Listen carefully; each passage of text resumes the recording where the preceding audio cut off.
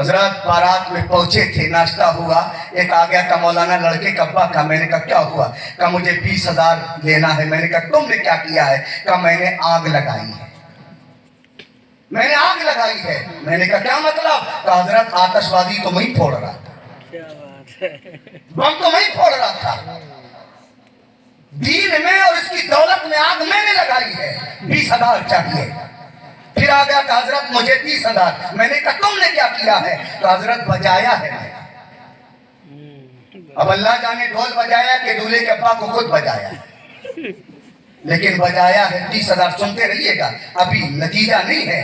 30,000 निकाह हजरत होने वाला था।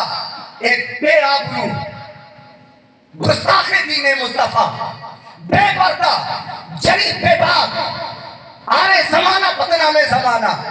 18 साल से 20 साल की लड़की आ गई, 2 सहेलियां और पीर के दुश्मन लाई। जिस मजहब में हजरत औरत की कुरान की आवाज बाहर न जाए, तकरीर की आवाज न जाए, नात की न जाए, वो आ गई। और जहां आवाज सुनना हराम है, उसने दूल्हे की कलाई पकड़ी, एक उंगली में मेहंदी लगा दी।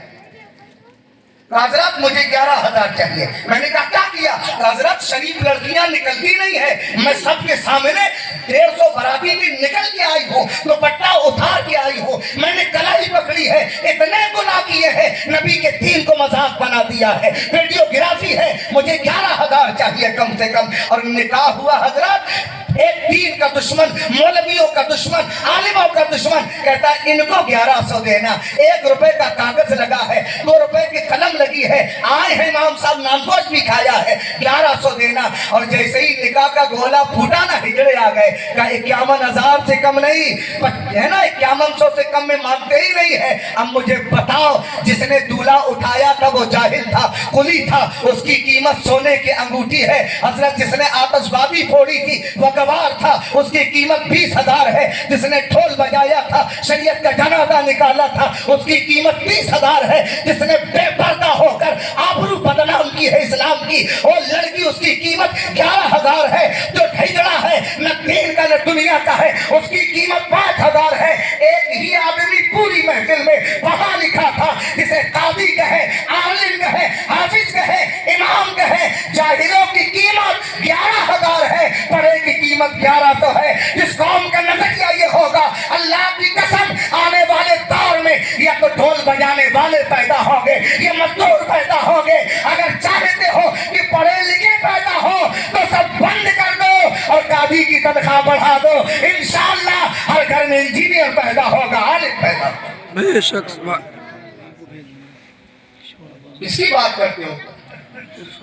कौन दुश्मन है तुम्हारा? कोई और? हम एतराफ करना होगा, दुश्मन इस्लाम के खुद मुसलमान है।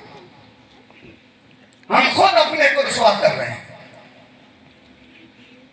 सरकार गौसे आजम से पूछा गया, हुजूर वजीफा क्या था? कहते कुरान की तिलावत का। कुरान इसलिए नहीं उतारा सिर्फ कि जहेज में सजा के दिया जाए, ये सिर्फ 30-40 में बख्शा जाए, झगड़े में कसम ना। कुरान इसलिए उतरा है कि अरब की वो बद्दू जिन्हें कपड़ा पहनने का शऊर और दम लगा, लेकिन खुदा की किताब उतरी है तो फिर शहंशाहियत के हुनर आ गए, बेशक है ना, मुल्कों की नुमाइंदगी करने का सलीका आ गया है।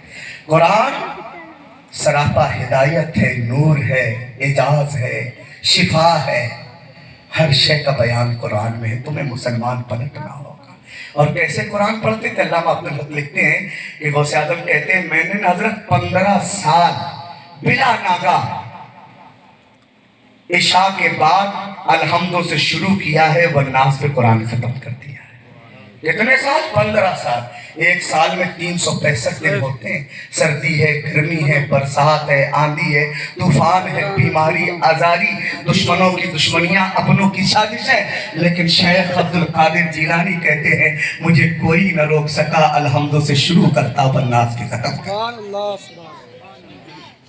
और आगे सुने थोड़ी देर, और कहते हैं फिर नफ्स ने ना ताली दिखाई मुझे, नफ्स ने बहकाना था। गौसे आजम कहते हैं तो हमा शुमा मौलवी या कोई चौकीदार क्या होगा, जब गौसे आजम को बहकाना चेहरा नफ्स, तो फिर मौलवी को भी बहका सकता है। आज के पीरों को